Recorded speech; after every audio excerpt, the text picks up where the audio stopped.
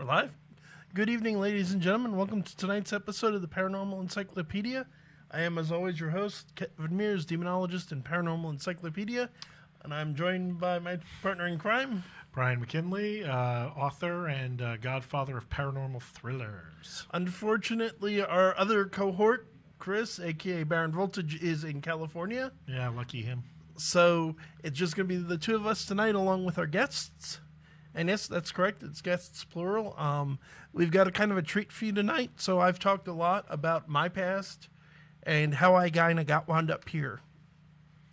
But one person I haven't talked as much as I would have liked in the past about is the guy who taught me how to get everything I know to get here, which would be the late, great Lou Gentili. So tonight's going to be a show about him.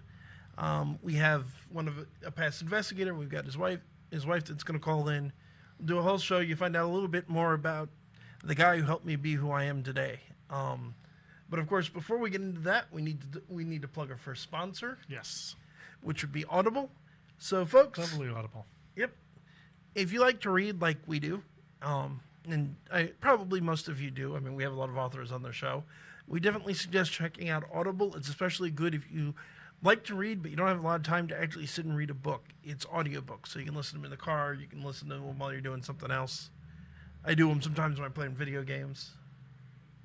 Great for just any. Great for driving in particular. Yeah, if you have a long commute. I mean, good Lord, when I used to work security and I'd spend 8 hours in a car, I'd have gone crazy without audiobooks. But there's literally thousands of titles on there. Some notable ones would be all of Brian's works, Ancient Enemy, Ancient Blood, and Drawing Dead are all on there.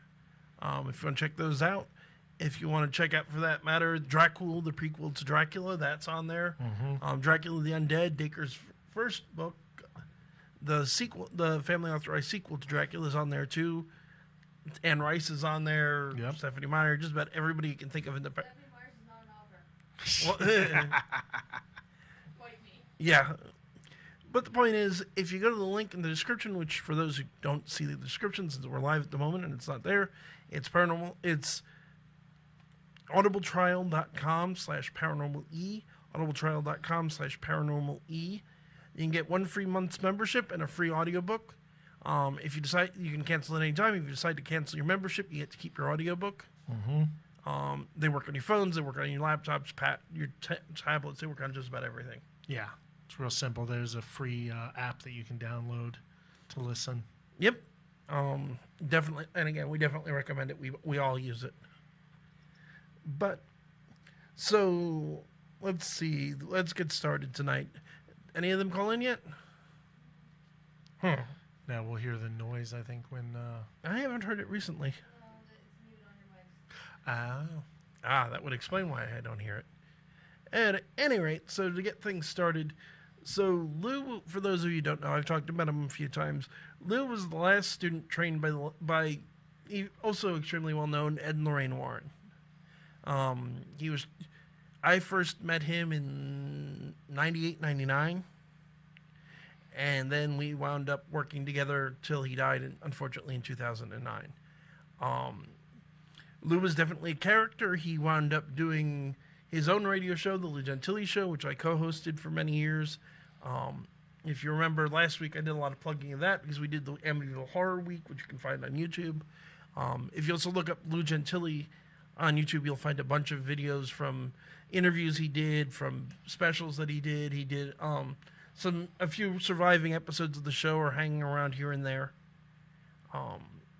And he's really quite the character. So do you know how he became interested in Yes, I do. all this? So Lou's story was much more typical than mine. I mean, I've always talked that when I got started, it was because I saw the movie Ghostbusters. Where most investigators get started, like Lou, is he grew up in a haunted house. I remember him telling me once about how he would see this figure all in black, that the way it moved and the shape of it actually looked like Spider-Man in the black suit. Oh, God. So, That would freak me out. You know, growing up, he wanted to know what the heck that was and what was happening to him. And he started to research it, and that's how he got started. And eventually, he would meet Ed. and work with him. I remember him telling me once that Ed told him it's like, because Lou had been doing investigations before he met Ed, and did them, of course, after he started training with Ed. It's like, yeah, when you go up there, it's a different game, because the activity is so much more in the case, and there's truth to that, because Ed and Lorraine were famous in the field. Lou became famous in the field. When people know you, the people with the really crazy stuff tend to reach out to people like us. You don't reach out to the average ghost hunting group because you got a dish thrown at your head. You go, okay, something's trying to kill me. Who are the people that deal with the stuff that's trying to kill me? And that's when you start looking for someone like us. I will say, like I said, when I first met Lou, it's actually a funny story in its own right. So I was on FACT, which is Philadelphia Association of Critical Thinking. So it was a skeptics message board on the internet. And they factor back into the story much later in an even funnier way. But I was talking to people on there who had experiences with a haunted house and they wanted advice. And the skeptics were being skeptics and telling them, this isn't real, none of this is happening, why are you at? But, it's like, why are you asking skeptics? But, I mean, at this point, I had spent a lot of time, I'd spent a lot of time in cemeteries. I'd read metric tons of books, including pretty much everything the Warrens had written by that point. So I consider myself somebody with some idea of what the heck I was doing. And then one day I get this email from this guy, Lou. And he's like, you seem to have an idea of what you're doing. Would you like to come out and work with me on a case sometime? I'm like, okay. And we wound up trading emails back and forth for a while. I wound up doing a case for him here in Jersey. I was still living in Pennsylvania at the time. Somewhere around this area, Princeton area, in fact. Okay. Just off off a military base. I remember that much. Okay, there's a couple of them in the area. There's one further down near Bordentown. Yeah. But I remember specifically meeting a guy, John, who worked with Lou, who lived in Trenton. And then riding down we met in Trenton because almost right across the river from New Hope. And then riding down together to this house the very first time. And Lou couldn't make it that time. And actually I didn't meet him until later. But it was my first introduction, and it's like starting to use actual equipment, doing EVPs, using EMF detectors and things like that. Then eventually, we had talked for a while longer. And at one point, I'm like, why don't we get together? You only live in Northeast Philly. It was about an hour from his house to my house, as I would find out many, many, many, many times. So we decided to meet in Oxford Valley, which is a town almost halfway. Yeah, Oxford Mall. Not the mall, the Barnes & Noble across the street from the mall. From the mall, yeah. So I'm in the mall.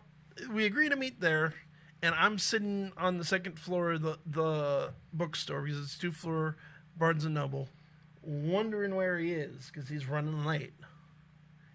And I get a call. It's like, I need you to come pick me up. I ran out of gas. So I gotta drive down, give him a lift to the gas station, so he can get the gas, put it in his van, turn around and come back. I remember whipping an illegal U-turn and then later justifying that to me it wasn't illegal, although it totally is illegal when you cross the concrete divider on the highway. Yeah. Yeah, that's kind of illegal. Yeah. Here's the funny thing. So the first time I met him in person, he had run out of gas and I had to go pick him up. And he wound up whipping an illegal U-turn across the concrete divider. But from that time onward, for the rest of the time I knew the man, he was always making fun of how I drove. Hey, and for that matter, Chris is in chat. Hey, Chris. Hey. Nice to hear from you. What's he have to say? He says, thunder rolls. Dork. And, yep, dork.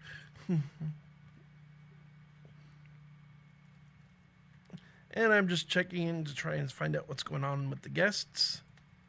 Worst case scenario, if they can't make it, we can always reschedule them. And no, Chris, we're not talking about Jersey drivers. We're talking about Lou. Granted, I was in my early 20s. I wasn't that good of a driver, I'll admit it. You still don't like to drive. Oh, I hate driving. But I remember it had been raining all night, and I kept having my windshield wipers on, but it had stopped raining by the point I got him. And he was making fun of me for that.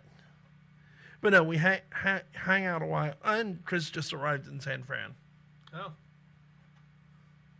So welcome to San Francisco, dude. You're missed. For that matter, Antoinette, Stacy, or Ed, if any of you are listening, please do call in. Number is at the bottom of the screen, 609-807-2492, 609-807-2492. It is not an issue for us to have multiple callers on the line, so don't worry about tripping over each other. Just call in. But we wound up hanging out for a while, and then eventually I'd start going down to his house. Oh, and they should call in on the phone, not the Skype, right? Yeah, it's a lot easier if you, although I didn't give the Skype number out, it's a lot easier if you call in using the phone number. It is technically calling Skype, but... But it works easier. We've had people have problems by trying to call in with the Skype. So I'll say one of the funnier... Lou was a character, and that's one of probably the things I always enjoyed, because he had a weird sense of humor. And as I think our listeners probably have noticed, and I'm sure you have by now, so do I. Mm-hmm. And we have one of those friendships where you're constantly making fun of each other. And I mean, I ranked on him for his driving more than once too. I remember something I particularly hate aside from driving itself, which is following somebody else in your car. I hate doing that. And happily these days I almost never have to do it thanks to the invention of GPS. But I remember following him, and like we're going to this exit, and he swerves to get into the lane, and he swerves back, and the next exit he does it again. Or there was the trip to Harrisburg for a lecture where it took us 5 hours to go 2.5 hours because we kept getting lost. So what was your first actual investigation with Lou? Or The first one that I think it was the second time I went to that house here in this part of Jersey. Okay. Because this house was a piece of work. It was right off a military base. This is the house, I think I told the story about sitting in the room and with the chair all the way back against the wall and hearing the growling noise coming basically from inside of the chair. And the scorpion in the tank. Oh, yeah. And for that matter, that the first EVP I ever heard, which is by far the clearest, sitting in the bedroom of this house. And we're asking questions. And this is the first time I was there, so not with Lou. We're asking questions, and we get back on the recording, you fucking bitch, you fucking whore. With this, and most people listening to this have probably heard EVPs, if only in horror movies, and normally they're not very clear. This was a voice speaking as clearly as I am now. But neither of us heard it.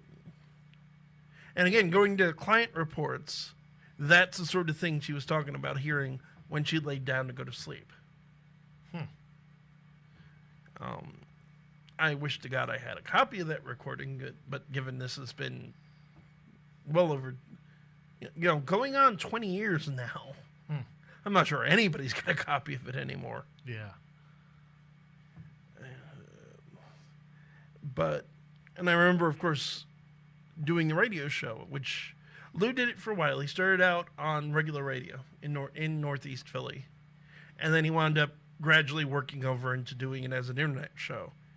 And this is, again, late 90s, so nobody else was doing internet. Oh, Gene was doing internet radio, but for the most part, it wasn't something people thought of. Gene was a pioneer. Yeah, Gene and Lou together. But he starts doing this show, and then I'm hanging out with him in his house one night. And he's like, why don't you come on the show and see what happens? And that's when 6 hours into a 2-hour show, I got my start in radio. Which was his thing. He was very much let's see what happens. Yeah. Like, I remember one of the funnier things that happened more than once when I was on the show. People would call his house, but he had a dedicated line for guests to call in and for listeners to call in.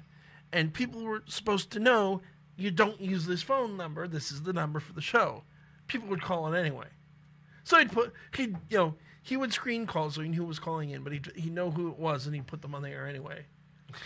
It's like, you're going to call and put it on the air. If you don't want to be put on the air, don't call this number. Nice. Oh, God, there's one of the other funny bits. So we're sitting in this room, this office, basically, it is literally a walk-in closet with shelves and desks and computers. Like 12 computers all stacked together, all interfaced with each other. He used to own, I remember him telling me before I met him, he used to own one of the largest pirate bulletin boards in the country, which is why he had all of these computers, was to run that. But, and then on the one wall was all the various books, on the occult and on the paranormal. And I remember looking at him and wanting to take one down, and he's like, okay, just don't touch the ones from here down, because he'd stored the various haunted objects he got in them. And I could have sworn I understood what he said, but apparently no, I got it backwards, because the first book I reached for was like, no, don't pick up that one. It looked like something came through on your phone Yes. as a message. From Stacy.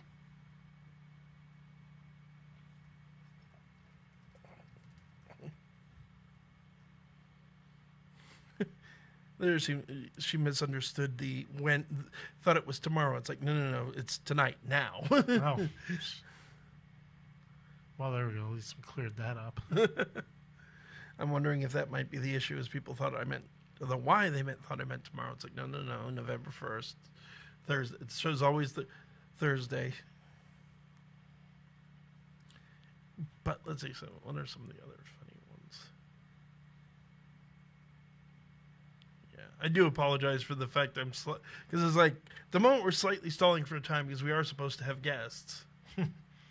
Yeah, and unfortunately, I never met Lou, so.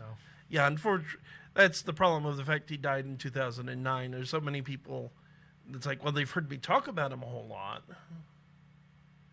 But, I mean, even the convention circuit, I wanted to bring him out to Wicked Fair back in the day. Mm-hmm.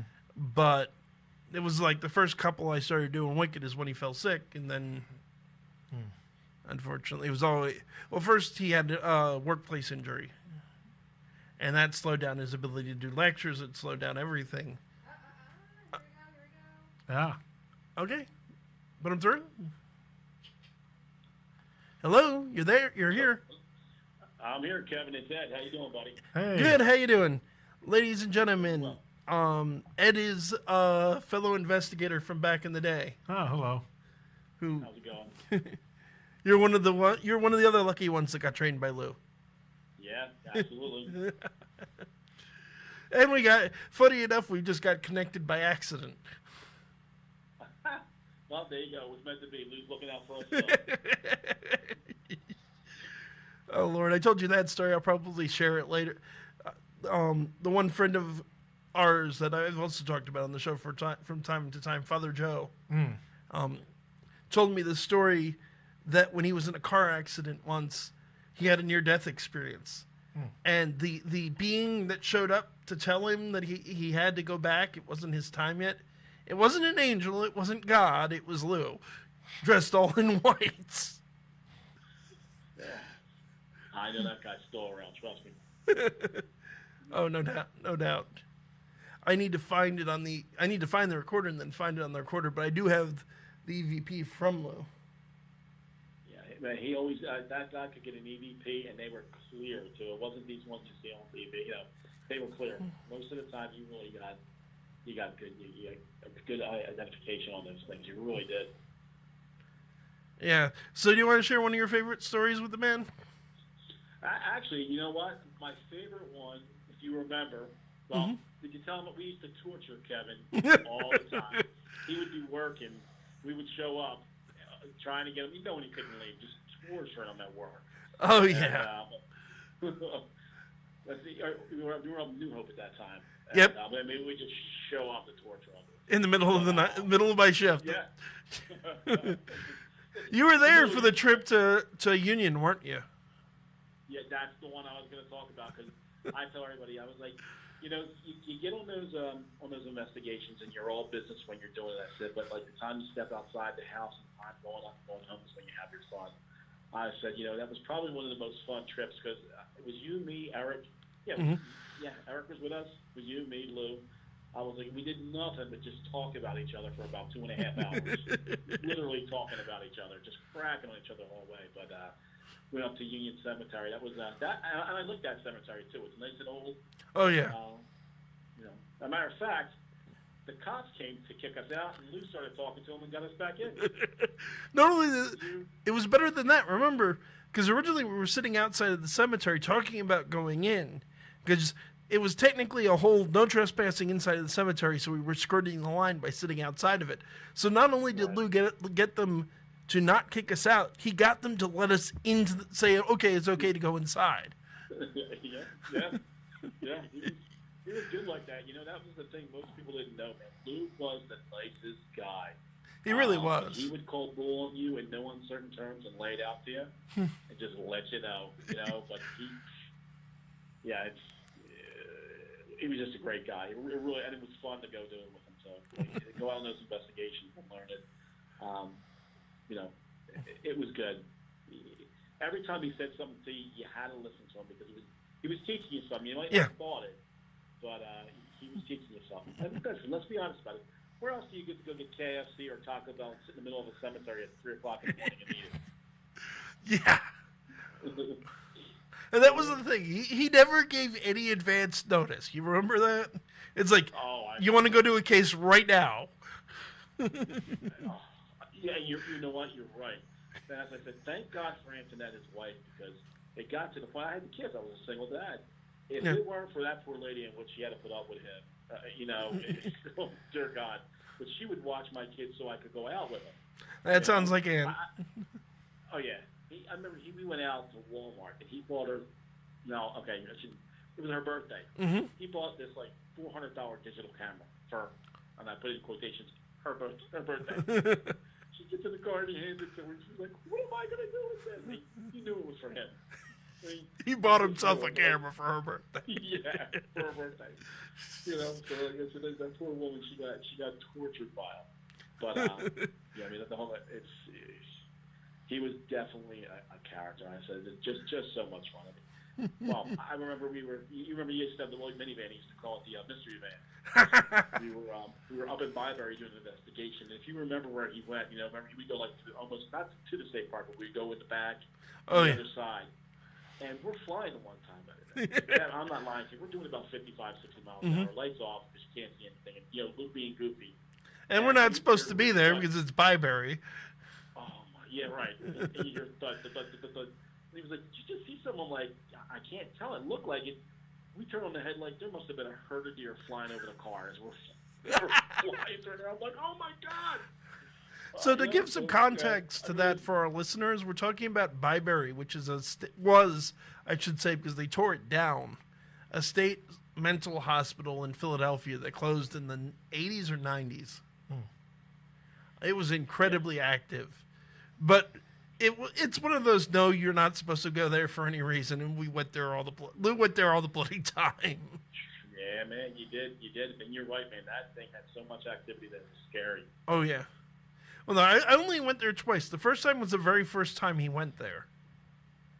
And then the second time, we didn't actually go in. Oh, no, 3 times. One time we went up to it, but we didn't go in for some reason, which was with a friend of mine. And then the other time, we got stopped by Neighborhood Watch, basically. Yeah, we learned to go over by the Wawa side or the other side where the overpass went over, so we'd have to, ninjas running from the one thing at the brook on the side of it. So plenty of times we went in there soaked. But he did one of his radio broadcasts from the undisclosed location one time. That's so Lou. Yeah. So W7, that building, man, that was wild. That was wild. And that's the thing. I want people to try to learn about him. And if you go, guys, again, sadly, it's tragic. There is very few of the shows that you can find online anymore, but there are a few. And there's some interviews that he did in various places, and of course the last special that he did before he passed away, which was Darren Brown Investigates the Ghost Hunter. Yeah, yeah. But it is so hard to people watch don't that. realize that they mostly, and I said I'm not going to drop names and stuff like that, but all these shows you see, not the new ones you see, Yeah. you know, the new ones, the guys who like to do clones and stuff like that. Those shows all took from him. He used to have his 7. You remember he had his 7 hours, like 2.5 hours.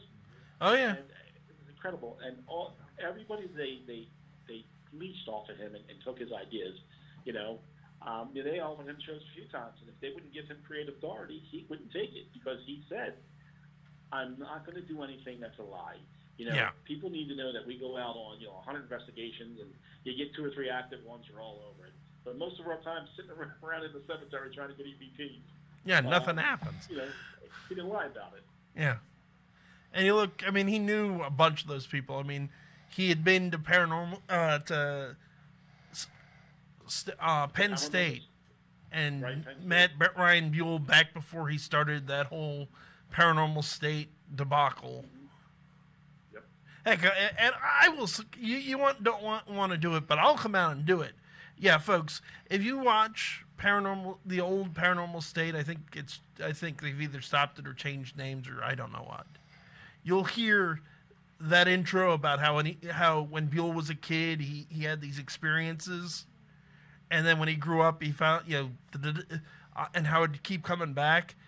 Yeah, that's not Ryan Buell. He just took Lou's intro to the radio show from back in the day and copied it. I mean, it was what? Yeah, he did. Yeah. Yeah, he did. Yeah, there isn't even anything subtle about that. If anyone who knew the show back in the day can tell, I know Lou.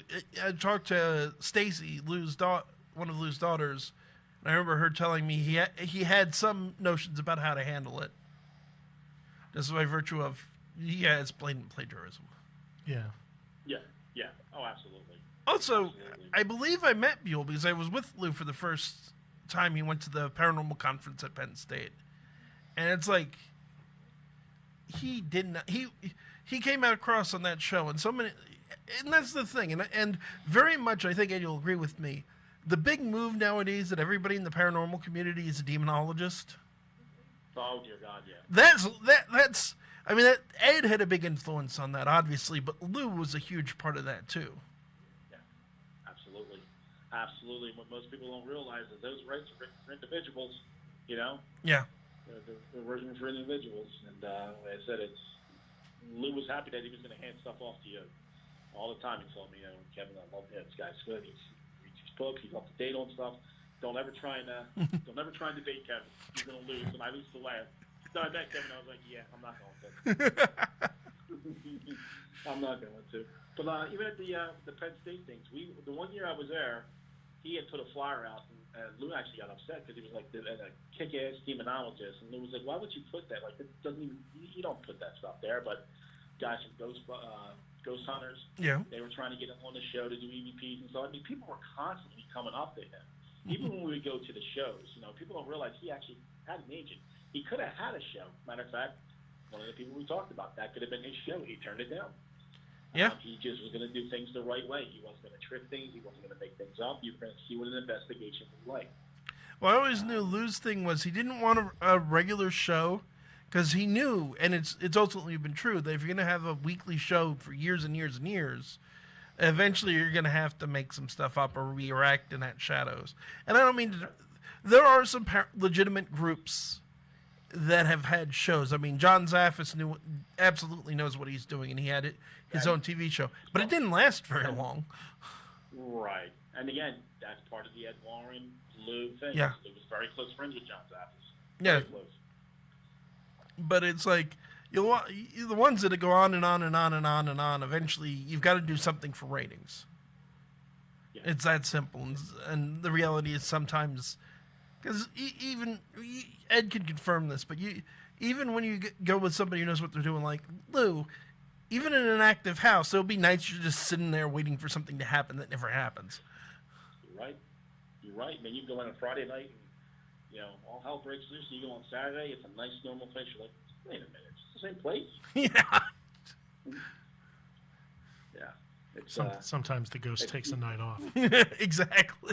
yeah, everybody needs a break. No, but it was fun.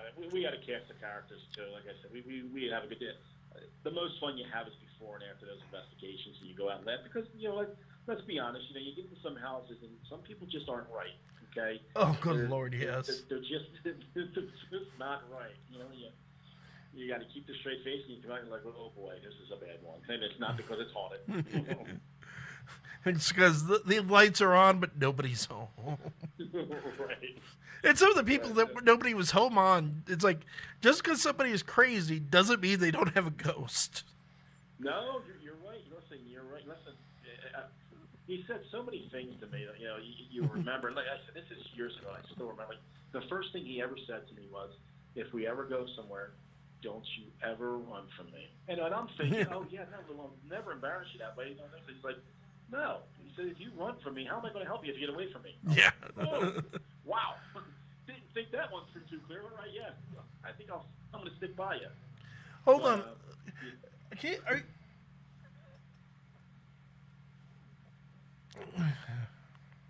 I think I lost you there, Kevin. No, Stacy is messaging me saying that Antoinette called and there was no answer. Good. I'm going to call in at the same time. Yeah, call back. Hold on, I'm writing it out to her. Okay. Want you to go grab somebody outside? No, that she's trying to call in. I'm so confused. Okay, Stacy or Antoinette, if you're listening to me at the moment, 609-807-2492, 609-807-2492. It should work. I mean, if you call into this number, you should be able to get through.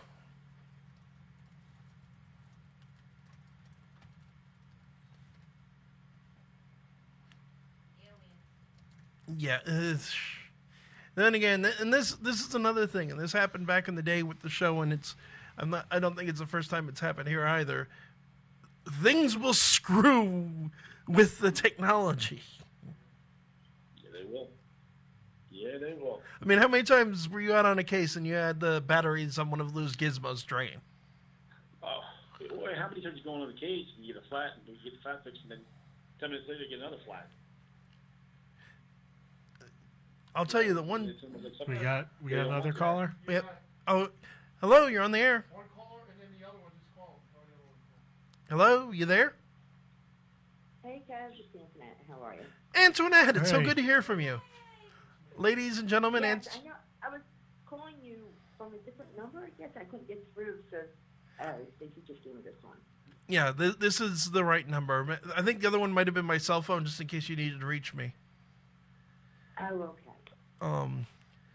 But ladies and gentlemen, this is Antoinette Gentili, Lou's wife. How have you been? It's been a long time since we've spoken. Yeah, pretty good. Doing okay. And Ed, you should still be there as well, yes? Oh, yeah, I'm just looking in the background. Who is that? Ed Hardy? Yes. Yeah. Oh, hey, how are you? It's a reunion. I'm glad I talk good about Anthony. I'll tell you that. Yeah. Okay. I posted on Stacy's Facebook page, and Ed's like, "Oh, look, you dragged Kevin out from nowhere." And I'm like, "From nowhere? I've been doing the show for 4 years." But no, I'm so glad to have Okay, you so both. what are we doing? What are we talking about now? We've mostly been swapping stories about Lou and the technical gizmos, and the tendency of the batteries on his stuff to drain out on cases. Oh, my God, yes. Mm-hmm. But I was going to say, Constantly. I know from experience, you guys had some stuff happen in the house, did you not?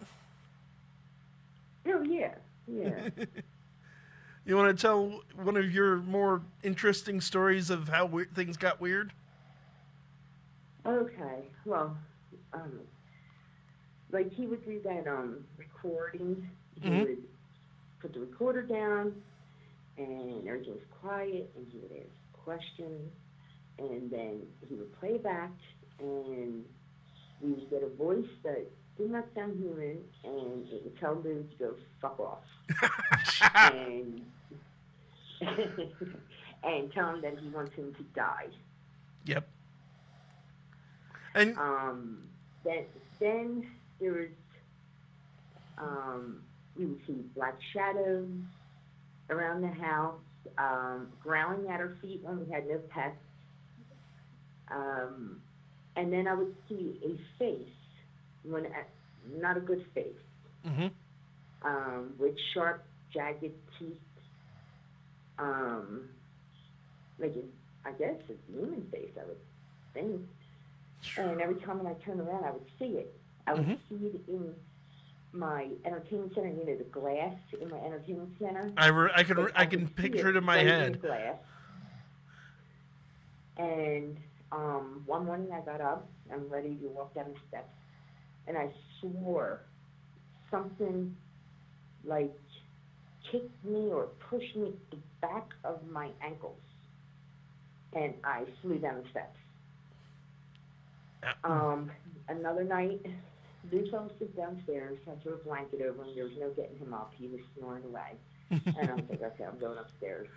I went to bed, and I was laying in bed for 5 minutes, and I felt like something was in the room with me. And so, like Lou said, ignore it. So that's what I was trying to do. And all of a sudden, I felt something like electricity from the tip of my toes. And all of a sudden, as I'm ready to get up, it just swarmed up my legs. And all of a sudden, it pushed me back down. And it was holding me there. And I'm screaming off the top of my lungs, but nothing's coming out. And then I would get one shoulder loose, and it pushed me back down. And I kept fighting until I finally broke loose. And I ran out of the bedroom. And I slept downstairs, and I never slept in that bedroom alone again. I don't blame you. And, just a whole lot of weird things. The girls would see, like, shadows staring at them. Their baby doll that was in their bedroom, the coach with the baby doll in it, actually flew out of their bedroom and down my steps. So I don't know how that happened. Oh Lord, I remember the one night because you and the girls were down the shore, and I came over to hang out with Lou. So we're sitting in your living room and doing EVPs. So I remember we're looking up at the top of the stairs, and we're seeing a light show go back and forth down that hallway, and him going, "Why don't you go up there?" I'm like. And, spirits don't bother me, but I'm deathly afraid of heights. Like, dude, I don't want to go up there. You up there. Yeah. We've all got our phobias. I guess he was afraid to tell me because I was freaked out. Yeah. I mean, people forget that the family, like Antoinette, what she went through. I mean, us guys coming in and out of her. I mean, she had different people coming in the house all you the put time. up with so much from the rest of us. To go to, do investigations. And she stuck there. Like I said, she was babysitting my kids, and she got close to my daughter Erin, who's I love her to death. Like, if you listen to Erin, you're still a psycho. And just a different person. I mean, she held everything together. You know what I mean? People don't realize that she was like the rock behind it, because if it weren't for her, I wouldn't have been able to go on most of the investigations I went with. But just like I said, the weirdos going in and out of the house, and I mean myself included in that shit, the people in and out, people constantly calling him, and him getting up in the middle of the night just running out to help people out. Oh, yeah.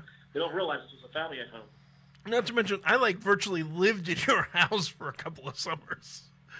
I was there so often, and you put up with so much. Yeah, I have a lot of patience. Yes, you do. And I don't know, Ed, do you remember when we all went to Byberry, and we were in that little room, and we all sat down, and he's doing the EVP, and remember I said, I hear somebody coming, it's a man and a woman? And I Yeah, can I hear remember. the footsteps come up the steps, and they're circling us, and nobody was there, and they're talking. And all I can remember doing is just saying 100 Hail Marys, 100 Our Fathers. And I opened my eyes once, and I'm looking at where the voices were, and I can hear the footsteps. I'm like, okay, let me close my eyes again, because I don't see nothing. And when we got home, I swear to God, I felt like we slept for 2 days. Yeah, there was that W7 building. That was that one where all that activity. I remember that too. I remember that. I do remember that. Mm-hmm. That place was such You a said you trip. heard something also. What's I that? remember I was Did there. you say you heard something also? I seen the we were in pitch dark, but I actually seen a black shadow about 5 foot like walk in front of me, and I'm just sitting there looking, and I'm just like, how, it's dark, I can't see anything. How do I see this figure? Yeah. A lot of stuff happened that night when we were there. A lot. People talk about Yeah. those shadow people, and Ed can tell you, Antoine, I bet you can say it too, and I'll say it. It's like, you see them, you'll never forget it because they're darker than dark. Yeah. Oh, yeah. Mm-hmm. In fact, I had one here in my new house. It was Stephanie's birthday. We're saying happy birthday to her. And my friend Christine was down with her son, and they're at the island, sitting there at the island. Mm-hmm. And my girlfriend took a picture. And the following week, she was, Anthony, I got to send you this picture. Look what's behind them. And she sent, I still have the picture. And I'm looking at it, and it was a black shadow. Mm-hmm. Like you couldn't even see through it. It was like, it was, what do you call it, solid. And it was a weird shape of a man or whatever the hell it was. And I still have that picture. I'd be curious to see it. I don't doubt you for a second. I have loose curiosity. It's like, okay, I want to see this. Mm-hmm. Well, I'm sure, sorry to say for poor Antoinette, there's residual following Antoinette. Yeah. She has some guests that probably latched on or is still there with her. I'm just figuring yeah. it as well. If you have any of Lou's old stuff, I'm sure there's plenty attached to it.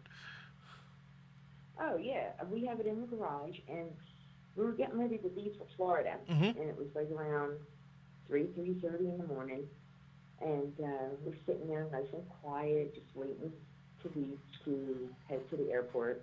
Mm-hmm. And all of a sudden, from my garage door that leads into my kitchen, you hear bang, bang, bang, like full force. You can see the door shaking as it was banging. And we all stood up. We all got a big-ass knife. And I said, on the count of 3, open that door. And so they, count of 3, open the door. Nobody was there. I reach in, I turn on the garage light, looked around, searched. Nothing's in there. I'm like, what the hell? I said, okay, girls, have a good week. We're in Florida. You So- actually called me when that, because you were going to ask me to come up when that happened. I remember you called me Yeah. about that. So there's nothing more disturbing than hearing what you hear. Like you hear something breaking, something moving, something dropping, and you go in and nothing's disturbed. You're like, I'll point out, I only I know live in everyone- Mattawan. If something happens, you want somebody to come by, just ask. Mm-hmm. And like, and like we'll be sitting in my living room here, and in my bedroom, and then I have a pretty big walk-in closet and a pretty big bathroom, and the bedroom's pretty big, but I can hear, we're just sitting in the room, and above us is my bedroom, and I can hear somebody walking back and forth. And then one night, I wasn't here, I don't know where I was, but Stephanie and her friend shot in the house, Mm-hmm. and they're like, they hear a guy upstairs going, hello, hello, and they are going, what's that? They're like, hello, they're answering back, and they go, and they can hear the footsteps coming down my steps. Mm-hmm. They're like, who is it? And the guy says, hello. And they walk over and nobody's there. Nobody's home. They thought Samantha was home or somebody was home. Nobody's in the house. They ran out of the house and I forget the rest of the story. but but I wasn't home. I don't know. Maybe I was out, with my cheer moms having fun. I don't know. Well, I do I want don't to know. tell you the one more Antoinette pleasant told me that's where story. Magic happens. I'm just saying. Yeah. So, Antoinette, you'd probably enjoy this, and I really need to isolate the EVP so I can play it on the show one of these nights. So, I got one of the recorders that Lou used to use. Father Joe had it. He wound up selling it to me. And the convention we met up at this one convention I was speaking at.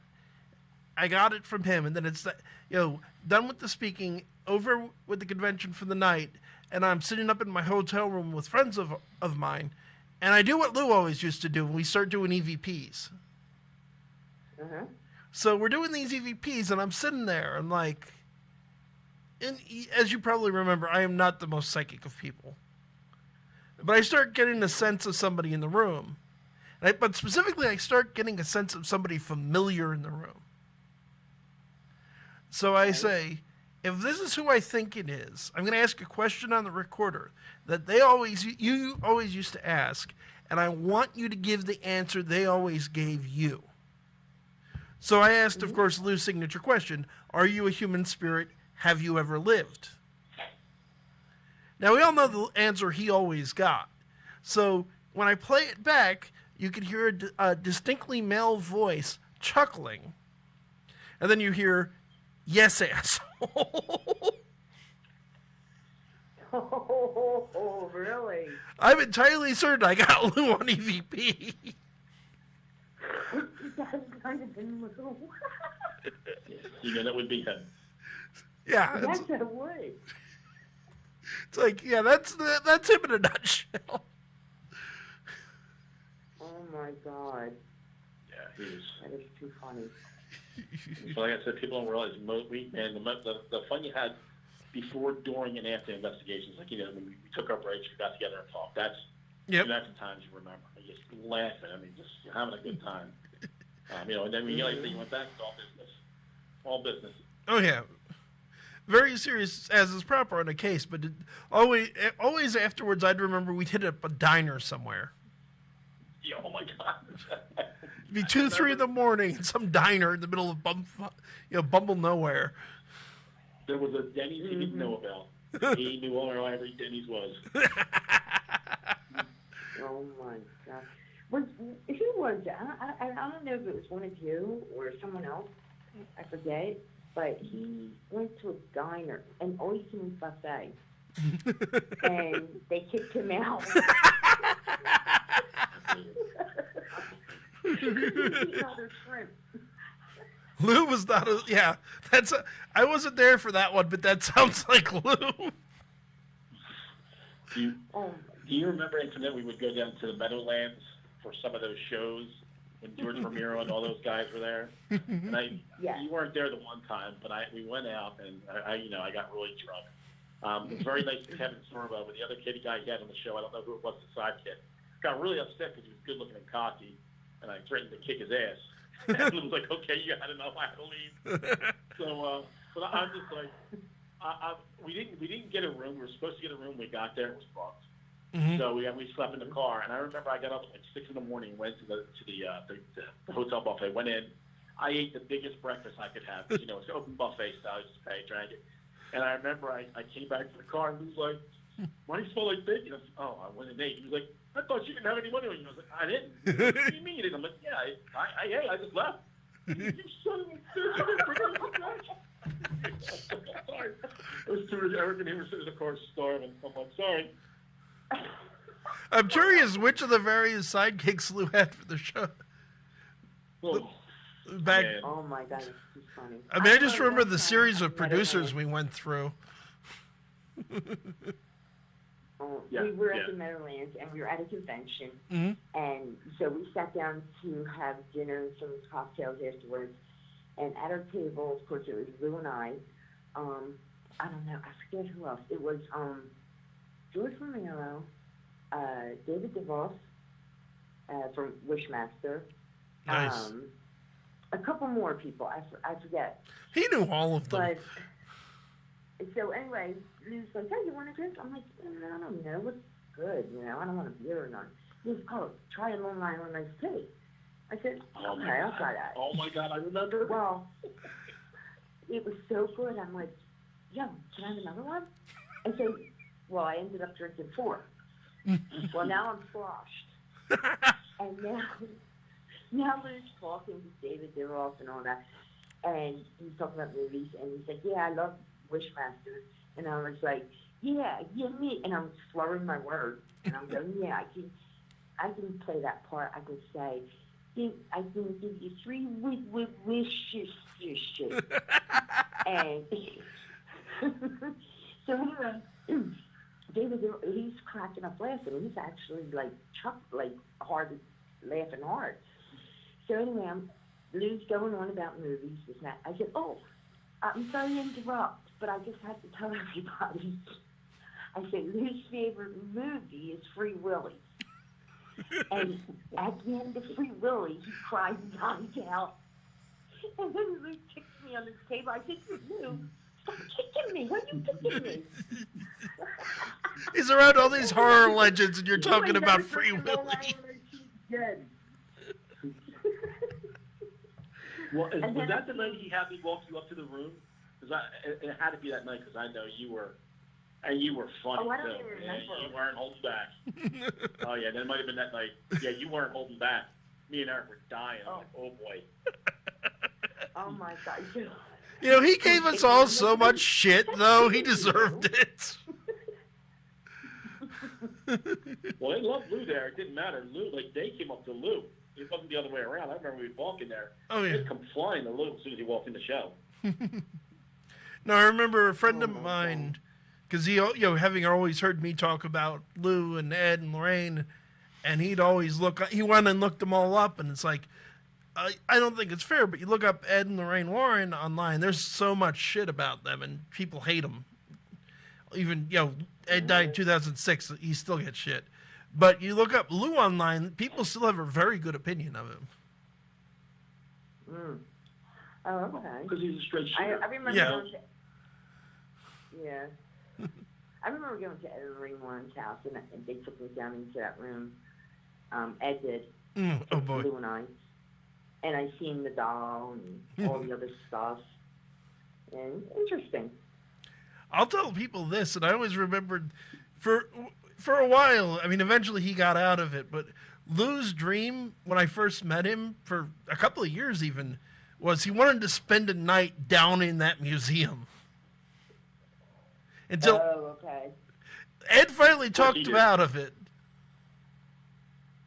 But he was because I remember him telling me. Make sure I get a, back then, he never said nothing to me. I'm like, well, if I would have known, if he ever did that, Lou, give him like insurance policy or something. Well, Ed told him if he ever did that, the person who came out wouldn't be him anymore. Oh Christ! Don't say that. That's why. Well, that's why Ed wouldn't let him do it. Oh, okay. It's like I remember Lou telling me that. And I remember him also telling me that when he was learning from them, the investigators, when they'd hang out at Lorraine's house, it'd be a contest to who could go down there after dark and stay down there alone the longest. Lou could do it. Yeah, he did. I don't know where his record stood, but I know he was down there by himself more than once. Oh my God! Yeah. He was nuts. He'd go anywhere. Mm-hmm. Yeah. There was no running from him. Like, he went at it. Like, he seen something like he'd take off flying. Yeah. As big as he was, that man would move. Well, I remember, oh, good heavens, there's the one house that we did in Westchester, Pennsylvania, I want to say. And it was a weird case because you had a house from the 1700s and a forge from the 1700s right across the street from each other. When you exorcised one, it would run over to the other. And it just kept moving back and forth between the two until finally he had an exorcism performed on both at the same time. Oh, okay. But, and I remember for that matter, and it was the one time I went out there with him is when he did a self-immolation ritual on the house to finish it off. And he did that, and I sat in the forge at the time. But this house, I remember him telling me once he was up in the attic, and he saw something that looked like a cross between a cow and a frog, with a mouthful of like razor sharp teeth. And I went down the hall into another room. And Lou being Lou, what did he do? He chased it. But him also telling me him been up there, because he followed it to this window. And he's standing at a window, and it basically materialized behind him. He said the only thing that kept him from getting thrown out that window was the cross he was wearing. Okay, which he lost. Did he? Mm-hmm. Wow. Because I remember he had the rosary as well from Padre Pio. Oh, okay. That real big wooden one that he had. Big wooden one. If anything has to be put away, or I don't know. I don't know about that.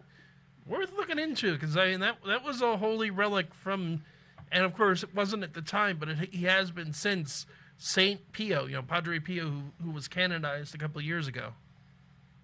Right. Mm-hmm. That he had gotten from Ed and Lorraine.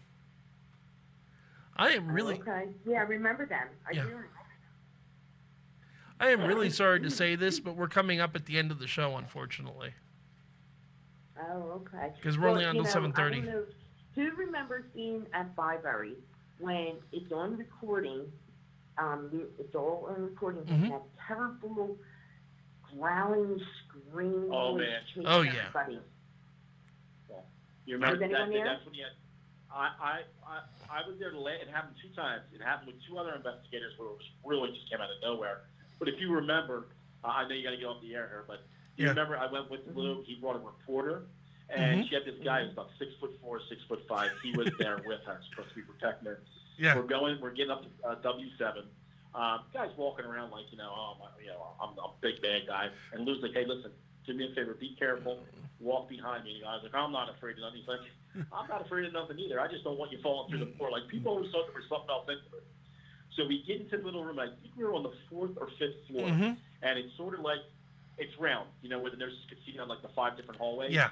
And people don't realize it's not like on TV. You don't have cameras. We go on our own way. We're in the dark by ourselves. We're all. Eric went somewhere. I went somewhere. Lou went somewhere. They went. Well, we heard this screaming and yelling, and we had our meet-up point. We all run back, and she has it on tape. And she's like, no, I have the screaming on there. So she's playing it back, and you hear the screaming, and then all of a sudden after, you hear this just low, just vicious growl that you just know is not human. Like, it makes the hair on you just like, oh, wow. It's just turning about 3 o'clock, and we're going out. Lou's like, all right, it's time to get out of here now. We need to get out before things start getting a little bit crazy. And I've heard the growling in that place before. So we're walking down the hallway. I just talking about it, getting goosebumps. Yeah.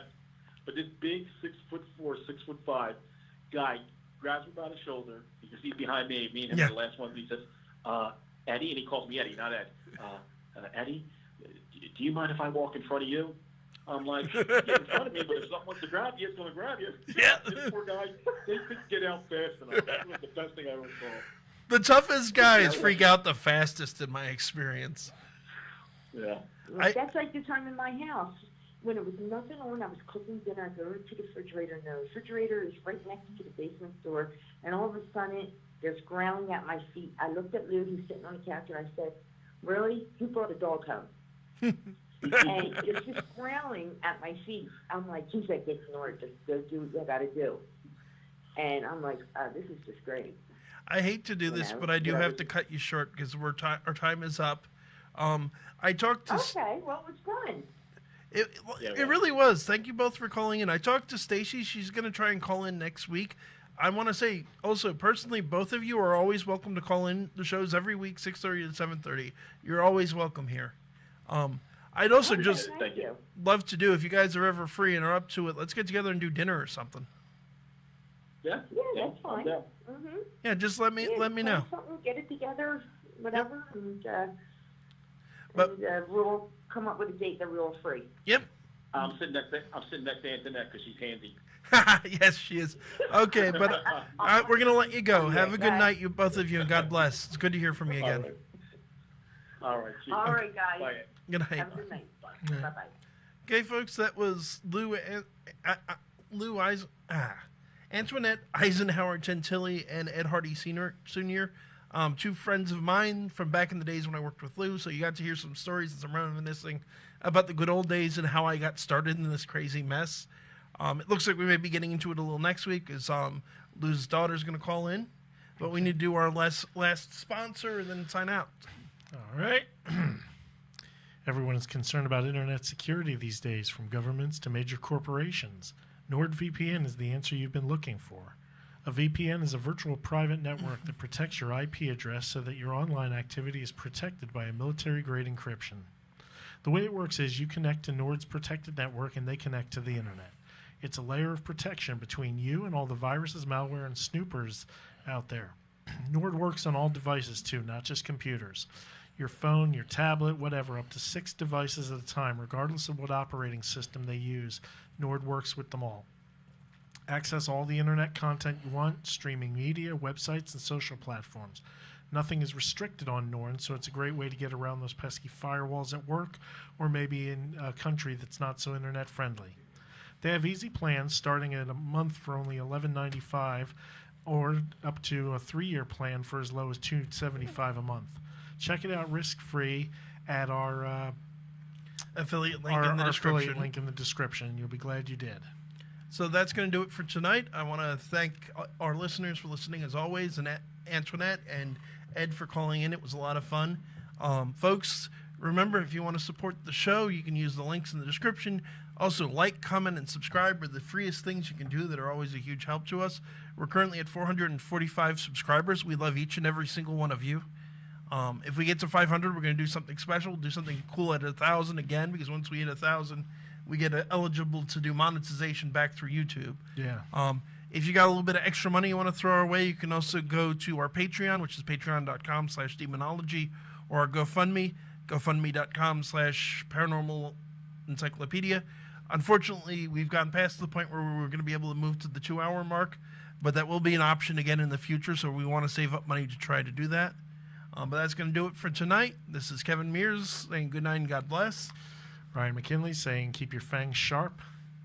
And the missing small, medium, at large, I'm sure, would say avoid lightning rods. Avoid lightning rods. So good night and God bless, everybody.